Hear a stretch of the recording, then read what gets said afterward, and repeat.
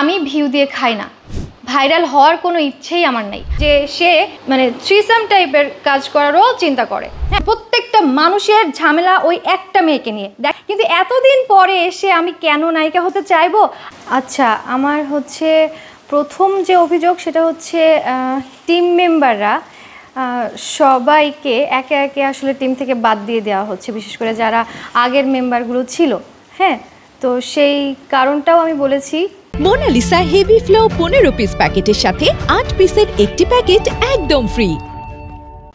শায়লা সাথীর সাথে আসলে পরকে একটা প্রেমের সম্পর্কের কারণেই কিন্তু আসলে টিম মেম্বারগুলো সবাই বাদ চলে যাচ্ছে। তো এটাই হচ্ছে আমাদের মেইন অভিযোগ।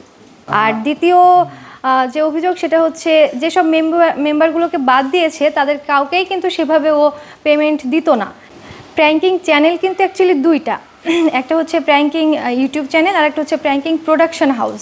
হ্যাঁ, তো যত মানে প্র্যাঙ্কিং ইউটিউব চ্যানেল থেকে আসলে ও কোথাও পেমেন্ট ওইভাবে দেয় না, মানে এখনও সেই রকম পেমেন্ট দেয় না, হয়তো খুব কম, ঠিক আছে, গাড়ি ভাড়া টাইপের এরকম একটা পেমেন্ট দেয়। কিন্তু প্রোডাকশন চালু হওয়ার পর থেকে আসলে পেমেন্ট সিস্টেমটা চালু হয়েছে, বুঝতে পারছেন? তার মানে হচ্ছে প্রায় 5-7 বছর, মানে 5 বছর তো সে কাউকে পেমেন্ট দেয়ই নাই সেইভাবে। তো আগের মেম্বাররা কিন্তু সবাই এই কথাটা বলবে। হ্যাঁ, কিন্তু প্রোডাকশন চালু হওয়ার পর থেকেই সে মেনলি পেমেন্টটা দেওয়া শুরু করে। আর যখন পেমেন্ট দেওয়া শুরু হয়, ওরা ইনকাম করতে শুরু করে, ঠিক সেই মুহূর্ত থেকে এক এক করে মেম্বার আসলে বাদ চলে যেতে থাকে। বুঝতে পারছেন যে মেন অভিযোগটা আসলে কোথায়? নাটকের প্রয়োজনে ভাইয়ার সাথে আমাকে ডিসকাশন করতে বিভিন্ন রেস্টুরেন্টে যেতে হয়। How funny! আর কোনো নায়িকা নাই?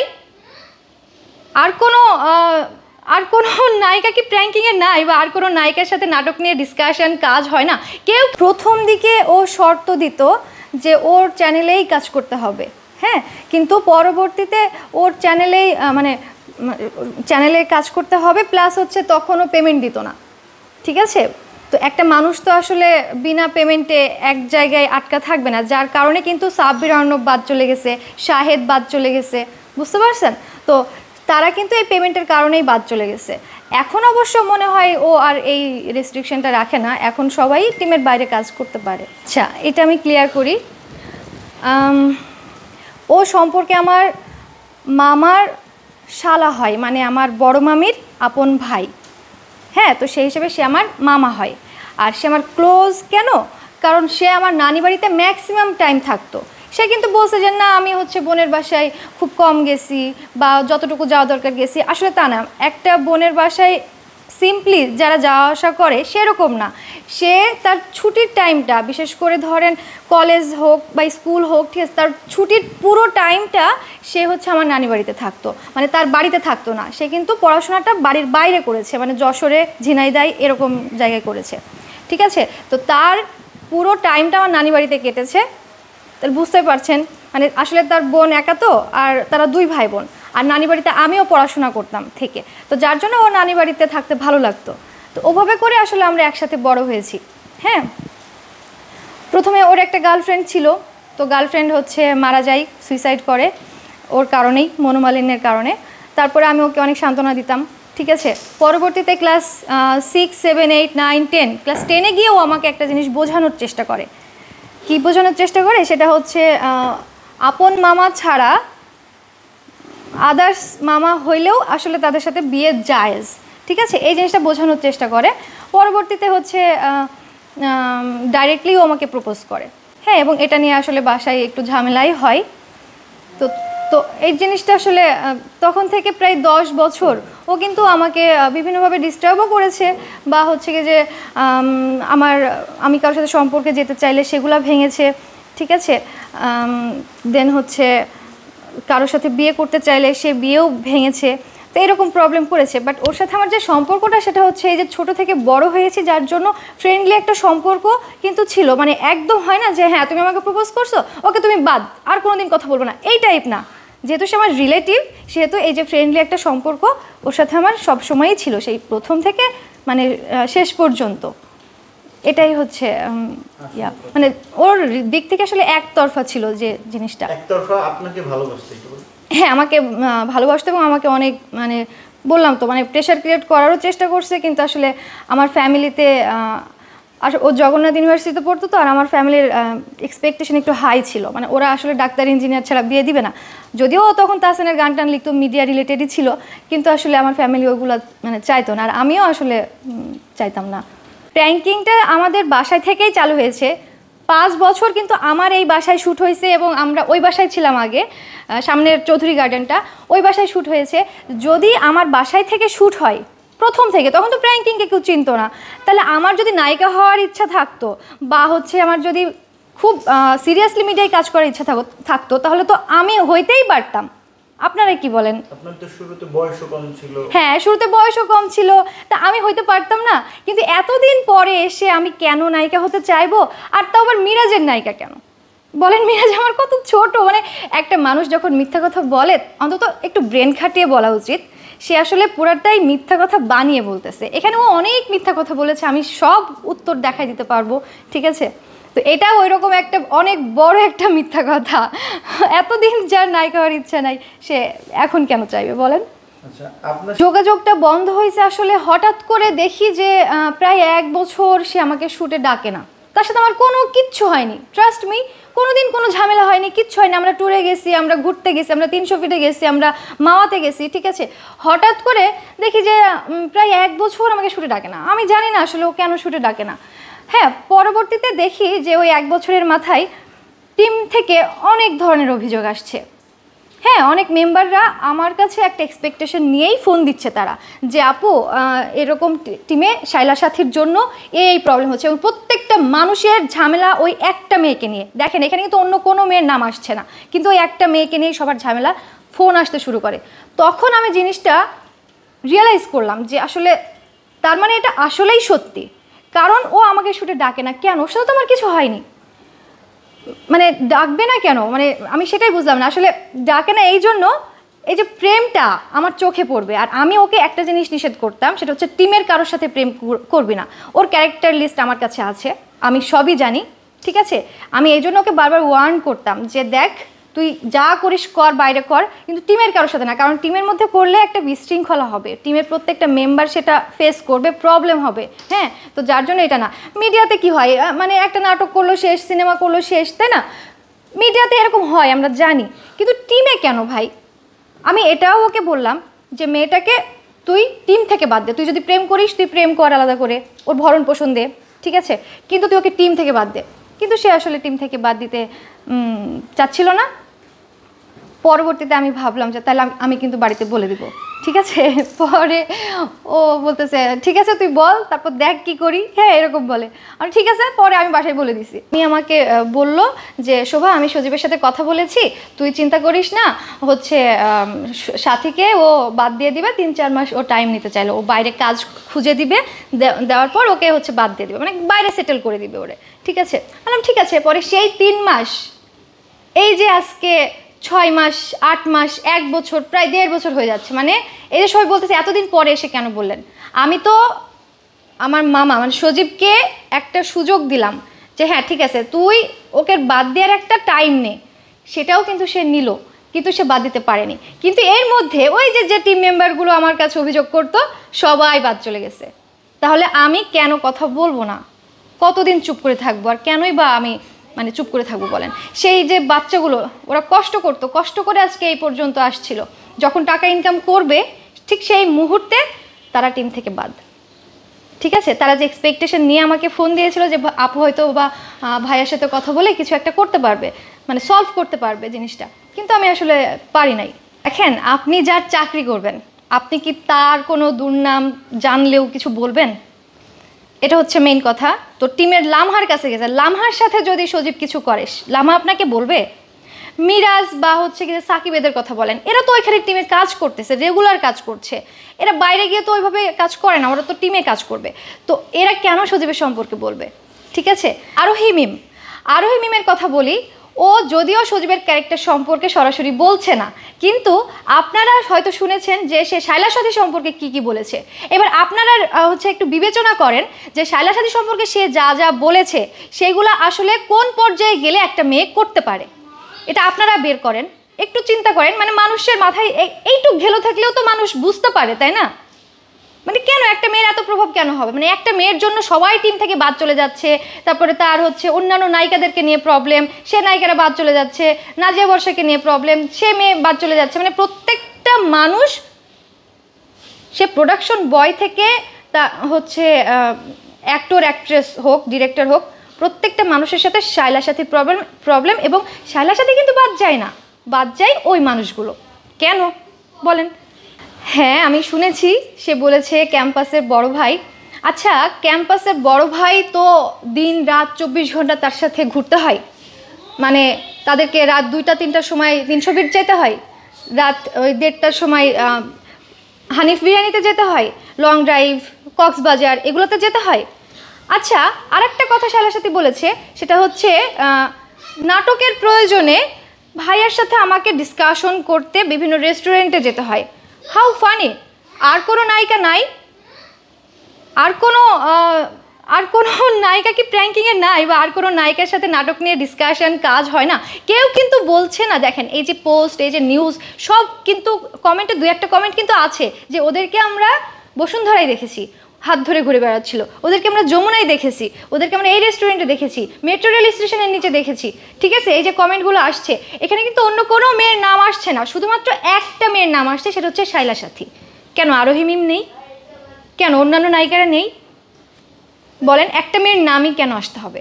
তাকে দেখে খুব ভালো মানুষ মনে হয়, ঠিক আছে, কিন্তু তার কথার ভাষা আপনি যদি একটু দেখেন সে কি ভাষায় কথা বলেছে, ছোট্ট একটু, এই যে আমার মামি মানে সুমাইয়া, ঠিক আছে, সজীবের ওয়াইফ, সে ওই কথাটুকু যে বলেছে কত নোংরাভাবে সে কথাটা বলেছে, মানে ফ্যামিলি টেনে কিন্তু কথা বলেছে। হ্যাঁ একটা বাজে ফ্যামিলির মেয়ে, ওর আমার ফ্যামিলি সম্পর্কে কোনো আইডিয়া আছে? বা আইডিয়া তো থাকার কথা, আর ওর নিজের ফ্যামিলি সম্পর্কে ওর আইডিয়া থাকার কথা, ঠিক আছে, ওকে ফাইন। তারপর আমি কারোর ফ্যামিলি নিয়ে কিছু বলতে চাই না, বাট একটা কথা কি জানেন, হাজব্যান্ড ওয়াইফের মধ্যে যতই ঝগড়া হোক সে কিন্তু বাইরে বলবে না, তাই না? সে কিন্তু বাইরে বলবে না। তো এই একটা বিষয়, সে নিজেই কিন্তু আমাকে সাথীর কথা বলেছে, সে নিজেই আমাকে বলেছে সাথীর সাথে সজীব সারা রাত কথা বলেছে, ঠিক আছে, বলে, এটা কিন্তু সে নিজেই আমারে বলছে। তারপরে এটা বলছে যে আন্টি আমি ওকে তাড়াইতে চাই কিন্তু আমি পারতেছি না, সে নিজের থেকে বলেছে। এখন তো প্র্যাঙ্কিংয়ের মালিক সজীব না, এখন তো প্র্যাঙ্কিং চালাই শায়লা সাথী, সে তার নিজের মুখের কথা। দেখেন এগুলো যদি সে মিডিয়ার সামনে না বলে, আমি কিন্তু এগুলো মিডিয়ার সামনে বলছি কারণ এগুলো সত্যি কথা এবং জোর গলায় বলছি। তাকে কোরআন শরীফ হাতে ধরাই দেন, তারপরে বলুক যে শায়লার সাথে সাথে তার হাজব্যান্ডের সম্পর্ক নেই, পারবে না কিন্তু, ঠিক আছে। তো এই যে মানে তার স্বামীকে জাস্ট বাঁচানোর চেষ্টা, এছাড়া আর কিছুই না। আর নোংরা মেয়ে এইসবগুলো আসলে কেন বলছে, আমার যেটা মনে হয় যে আমি এই যে এগুলো করছি তার হাজব্যান্ডের উপর একটা ইফেক্ট পড়ছে, এই কারণে বলতে পারে। আর তাছাড়া সে হয়তো বা জানে যে তার হাজব্যান্ড একসময় আমার পিছনে ঘুরতো, তো এটা খুব স্বাভাবিক যে সে আমাকে হয়তো বা ওইভাবেই মানে মনে করছে। মানে হয় না যে হাজব্যান্ডের অ্যাকচুয়ালি পছন্দের মানুষ যে ছিল তাকে তো আসলে কেউই সহ্য করতে পারে না। ভিউ ব্যবসা করে কারা? ওরা ভিউ ব্যবসা করে, তাই না? আর্থিক সজীব, এই প্র্যাঙ্কিং, ওরা ওরা ওরা ওদের আসলে ভিউ দিয়েই চলে। বাট আমি ভিউ দিয়ে খাই না, ভাইরাল হওয়ার কোনো ইচ্ছেই আমার নাই। আমি ভাইরাল হয়ে কী করবো? আমার তো ভিউয়ের দরকার নেই, আমি তো এমন কিছু করি না যে আমার ভিউ লাগবে, আমাকে হচ্ছে ভিউ দিয়ে খাইতে হবে, এমন না। আমার হাজব্যান্ড একজন বুয়েটিয়ান, ঠিক আছে, আমি যথেষ্ট সচ্ছল ফ্যামিলির একটা মেয়ে, হ্যাঁ, মানে আমাকে আসলে ওই রকম দ্বার প্রান্তে যেতে হবে না কখনো, বুঝতে পেরেছেন? আপনারা খোঁজ নিয়ে দেখেন আমরা প্রোডাকশন হাউস খুলছি কিনা। আপনাকে কে বলছে? মানে সজীব বলছে? সজীবের প্রত্যেকটা কথা মিথ্যা, প্রতিটা কথা মিথ্যা। সে বলেছে প্রোডাকশন হাউস খুলছে, আপনারা খোঁজ নিয়ে দেখেন। সে বলেছে যে এখানে সামিয়া কাজ করে, এখানে তামিম কাজ করে, এখানে সিয়ামৃদা কাজ করে, সব মিথ্যা কথা। আসলে ওই যে যাদেরকে বাদ দিয়ে দিছে, যেমন মামুন বলে একটা ছেলে আছে, ও না সেই আবার স্ট্রাগল করছে শুরুর থেকে, তো ও টাকা দিয়েই সবাইকে দিয়ে কাজ করায় যখন যাকে তার প্রয়োজন হয়, অন্যান্য ডিরেক্টরদের মতো একদম লাইক কোনো প্রোডাকশন হাউস কিন্তু না। মানে সে যদি প্রোডাকশন হাউস করে সে পার্সোনালি করেছে, আর বাকি সবাইকে টাকা দিয়ে কাজ করায়, যতটুকু পারে টাকা দেয়, যতটুকু পারে না দেয় না, ঠিক আছে, এইরকমই বিষয়টা। বাট কোনো প্রোডাকশন হাউস মানে তার মতো একটা টিম বানানো, এটা কিন্তু কেউ করেনি, এবং এটা আপনারা খোঁজ নিয়ে দেখেন সে কত বড় একটা মিথ্যা কথা বলেছে। ভাইয়া আমি তো আগে পরিবারেই অভিযোগটা দিয়েছিলাম, কিন্তু উনি তো অস্বীকার করলো, বললো যে এটা যদি সমস্যা থাকে তাহলে আমরা পারিবারিকভাবে ইয়েস কারেক্ট। উনি অস্বীকার করলো, কারণ উনি মিথ্যা বলছে। আমি আবারও বলছি, উনার প্রত্যেকটা কথা মিথ্যা। প্রথমে কিন্তু আমি ওর সাথে এই বিষয় নিয়ে ডিসকাস করতে চেয়েছিলাম, তার পরবর্তীতে আমার মামির সাথে কথা বলেছি, নানির সাথে কথা বলেছি। কেন বলেছি, আমি ওকেও বলেছি তুই আয় দেখা করি, আমরা কথা বলি। সে বলে কি যে কেন দেখা করব, আমাকে প্রশ্ন করে, বুঝতে পারছেন? তো তখন আমি কি করবো, তার সাথে আমি দেখা করতে পারলাম না। ওকে ফাইন, আমি মামিকে নানিকে জানাইলাম।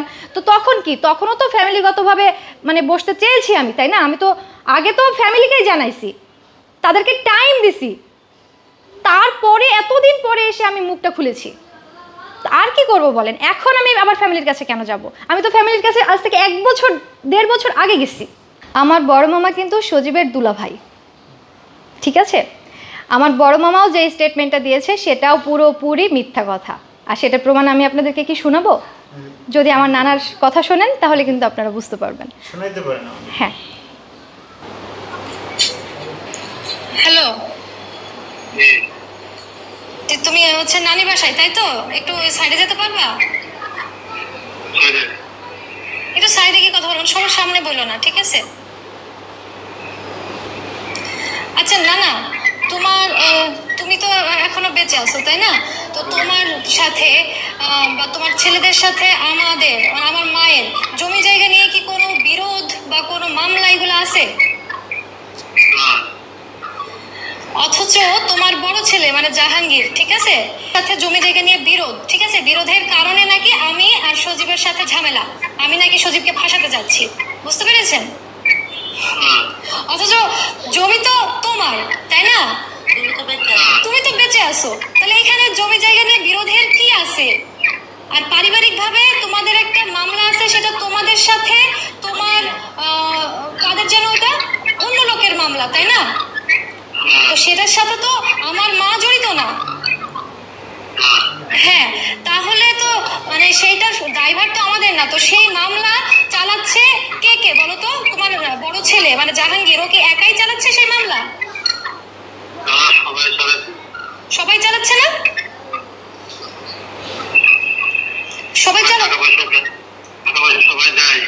সবাই দেয় টাকা পয়সা। হ্যাঁ, তাহলে আমার বড় মামাও টাকা দেয়, আমার মেজো মামাও টাকা দেয়, আমার ছোট মামাও টাকা দেয়, আমার মাও টাকা দেয়, তুমিও টাকা দাও, তাই না? হ্যাঁ হ্যাঁ। তো দেখে না, আপনারাই দেখলেন যে আমার নানার সম্পত্তি, ঠিক আছে? তো এখানে মামাদের সাথে আমাদের তো কোনো সম্পত্তি নিয়ে কিছু নাই, আমার আপন মামার সাথেই তো আমার মায়ের সম্পত্তি নিয়ে কিছু নাই। এটা জাস্ট একটা মোড় ঘোরানোর চেষ্টা ছিল। হ্যাঁ, সজীবকে বাঁচানোর জন্য আমার বড় মামা একটা মিথ্যা স্টেটমেন্ট দিয়েছে হজ করে এসেও, ঠিক আছে? সে কিন্তু একজন হজ করা ব্যক্তি, হ্যাঁ, তারপরেও কিন্তু তিনি মিথ্যা একটা স্টেটমেন্ট দিয়েছে। আমি তো কেবল নানার সাথে রেকর্ডিংটা করেছি, আমার আরও মামারা আছে, আপনারা তাদের সাথেও চাইলে যোগাযোগ করতে পারেন। ওর যে চারিত্রিক বৈশিষ্ট্য, ঠিক আছে, ওর সাথে তো আমার একটা ফ্রেন্ডলি সম্পর্ক, তো ও আমাকে সব কিছুই শেয়ার করতে পারতো, বা আমার সামনে অন্য মেয়েদের সাথে এসে থাকতে পারতো, ঠিক আছে, ওর রুমে। তো সেই জায়গা থেকে ও আমাকে অনন্যার বিষয়ে একটা অনন্যার ছবি দিয়ে আমাকে জিজ্ঞেস করেছিল যে এই মেয়েটার সাথে কি কিছু করা যায়, এরকম একটা স্ক্রিনশট আমি আপনাদেরকে দিয়ে দিতে পারবো। পরবর্তীতে আমি বলছি যে না, দেখ, টিমের কারোর দিকে তুই তাকাস না, ঠিক আছে? তো এরকম একটা কথা বলার পরে ও বলল আচ্ছা ঠিক আছে, হ্যাঁ, এই একটা দেখাতে পারবো। আর দ্বিতীয়ত ওর আসলে মেয়েজনিত প্রবলেম এতটাই বেশি যে সে থ্রিসাম টাইপের কাজ করারও চিন্তা করে। হ্যাঁ, তারও স্ক্রিনশট আমি আপনাদেরকে দেখাতে পারবো, ঠিক আছে? আমি ওই যে তামিমের কথা, নতুন ঢুকলো তখন ওদের সাথে টানা দিন যেতে কাজ করছে, স্বাধীন লাগে কাজ করছে। অন্য কারোর সাথে আমি কোনো সময় সাথে বেড়ে ঢুকতে দেখি না। এরকম হয়েছে যে আমি শুট করতেছি অন্য কোনো নায়িকার সাথে স্প্রে বুঝুন বাজুম লাগে, সজীব ভাই টৌকি দিয়েও খুঁজলাম, কিন্তু সাথীর সাথে কাজ হইতেছে আমার। এরকম মনে হয় 95% কাজে সজীব ভাই। ও বাবা, মোবাইলে পৃথিবীর যদি নরওয়েতে যাও, যদি শুটিং করতাম নরওয়েতেও যাই।